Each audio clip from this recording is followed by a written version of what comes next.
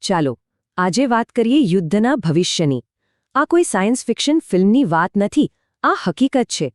આ છે ભારતનું નવું એઆઈ સંચાલિત શસ્ત્ર શેષનાગ ડ્રોન સ્વોર્મ.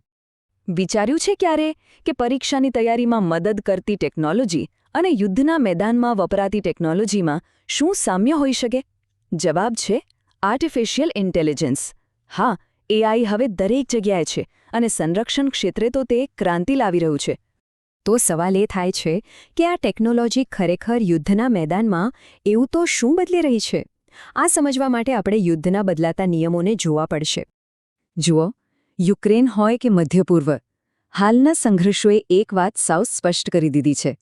યુદ્ધના નિયમો હવે પહેલા જેવા નથી રહ્યા. હવે જંગ ફક્ત મોટી અને કરોડો રૂપિયાની મિસાઇલોથી નથી લડાતો. આ નવા યુદ્ધનું કેન્દ્ર છે એક ખાસ શસ્ત્ર, લોઇટરિંગ મ્યુનિશન. સાદી ભાષામાં કહીએ તો કામિકાઝી અથવા સ્યુસાઇડ ડ્રોન. વિચારો કે એક એવો શિકારી જે હવામાં શાંતિથી પોતાના શિકારની રાહ જુએ છે અને જેવો મોકો મળે તરત જ ત્રાટકે છે. આ તફાવત જ બધું સમજાવી દે છે. એક બાજુ છે કરોડોની મિસાઇલો, જે એકવાર છોડી દીધી એટલે ગઈ, પછી ભલે ટાર્ગેટ મળે કે ન મળે. અને બીજી બાજુ છે આ ઓછા ખર્ચાળ ડ્રોન. ટાર્ગેટ ન મળ્યો તો એને પાછા પણ બોલાવી શકાય છે. આ જ લવચિકતા તેમને ખતરનાક બનાવે છે. અને આ માત્ર થિયરી નથી. ઈરાનના શાહિદ ડ્રોને આખી દુનિયાને બતાવી દીધું છે કે કેવી રીતે થોડા $1000નું શસ્ત્ર લાખો ડોલરના એર ડિફેન્સ સિસ્ટમને ધૂળ ચટાડી શકે છે. આ તો યુદ્ધના આખા અર્થશાસ્ત્રને જ બદલી રહ્યું છે. તો આખી દુનિયા જ્યારે આ દિશામાં આગળ વધી રહી છે, ત્યારે ભારત પાછળ કેવી રીતે રહી શકે? વેલ, ભારતે આ નવા પડકારનો સામનો કરવા માટે પોતાનો જવાબ તૈયાર કરી લીધો છે. અને એ જવાબ છે શેષનાગ 150. તો શું છે આ શેષનાગ 150? સૌથી પહેલાં તો એ સંપૂર્ણપણે સ્વદેશી, એટલે કે મેડ ઇન ઇન્ડિયા છે. તેને બનાવ્યું છે ભારતીય વાયુસેનાના જ ભૂતપૂર્વ અધિકારીઓ અને એન્જિનિયરોએ. અને આનો મુખ્ય હેતુ છે દુશ્મનની સરહદમાં બહુ ઊંડે સુધી જઈને સચોટ હુમલા કરવા. પણ શેષનાગની અસલી તાકાત તેની રેન્જ કે વિસ્ફોટક ક્ષમતામાં નથી.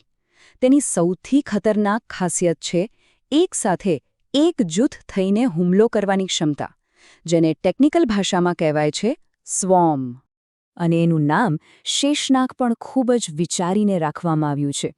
જેમ પૌરાણિક કથાઓમાં શેષનાગને અનેક માથા હોય છે અને તે એક શક્તિશાળી અસ્તિત્વ છે, બસ એ જ રીતે આ ડ્રોન સ્વોર્મ પણ ઘણા બધા ડ્રોનનું એક અત્યંત શક્તિશાળી અને એકીકૃત સ્વરૂપ છે. જરા કલ્પના કરો, 1, 2 નહીં, પણ પૂરા 50 ડ્રોનનું એક ઝુંડ એક જ મિશન પર એક મગજની જેમ કામ કરી રહ્યું છે.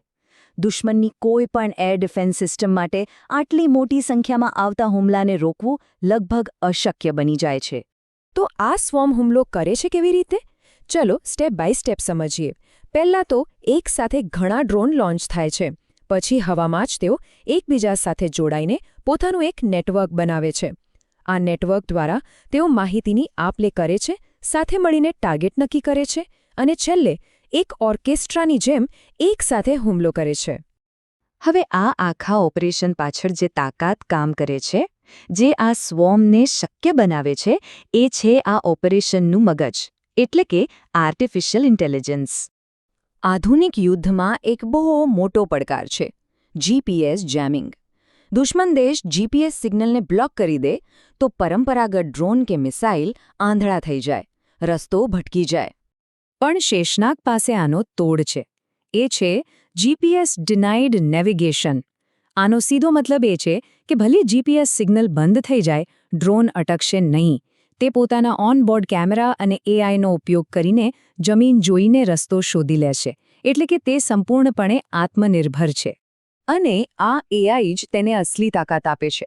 એ આપમેળે ટાર્ગેટને ઓળખી શકે છે. રસ્તામાં કોઈ ખતરો આવે તો જાતે જ પોતાનો રસ્તો બદલી શકે છે. અને સૌથી જરૂરી, આખા સ્વોર્મને એક ટીમ તરીકે કામ કરવા માટે મદદ કરે છે. ઓકે, આ બધી તો ટેકનિકલ વાતો થઈ, પણ ભારત માટે આનો વ્યૂહાત્મક અર્થ શું છે?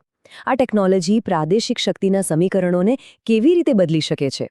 ચાલો એક નજર નાખીએ કે દુનિયાના બીજા જાણીતા ડ્રોન્સની સરખામણીમાં આપણો શેષનાગ ક્યાં ઊભો છે. તમે જોઈ શકો છો કે 1200 કિલોમીટરની રેન્જ અને 40 કિલોગ્રામના વોરહેડ સાથે તે ઈરાનના શાહેદ 136ની બરાબરીમાં છે અને રશિયાના લેન્સેટ કરતાં તો ઘણું વધારે શક્તિશાળી છે. પણ અસલી ગેમ ચેન્જર છે ખર્ચ. આ આંકડા જુઓ, ચોંકી જશો. જ્યાં એક ક્રૂઝ મિસાઇલનો ખર્ચ લગભગ $20 લાખ એટલે કે 16 કરોડ રૂપિયાથી પણ વધુ હોય છે, ત્યાં શેષનાગનો ખર્ચ માત્ર હજારો ડોલરમાં છે. આનો અર્થ એ છે કે ભારત ખૂબ જ ઓછા ખર્ચે દુશ્મનના ઘરમાં ઘૂસીને હુમલો કરવાની ક્ષમતા મેળવી રહ્યું છે. ટૂંકમાં કહીએ તો શેષનાગ ભારતને અનેક વ્યૂહાત્મક ફાયદા આપે છે.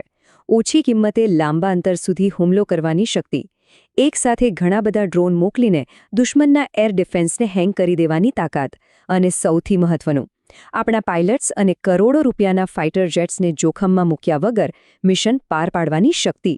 શેષનાગ 150 તો માત્ર એક શરૂઆત છે, એક સ્પષ્ટ સંકેત છે કે યુદ્ધનું ભવિષ્ય હવે સ્વાયત્ત, બુદ્ધિશાળી અને સ્વોર્મ આધારિત સિસ્ટમ્સનું જ હશે. આ સાથે એક મોટો સવાલ પણ ઊભો થાય છે. જેમ જેમ આવા AI સ્વોર્મ આકાશ પર રાજ કરવા લાગશે, ત્યારે સંરક્ષણનું ભવિષ્ય ખરેખર કેવું દેખાશે?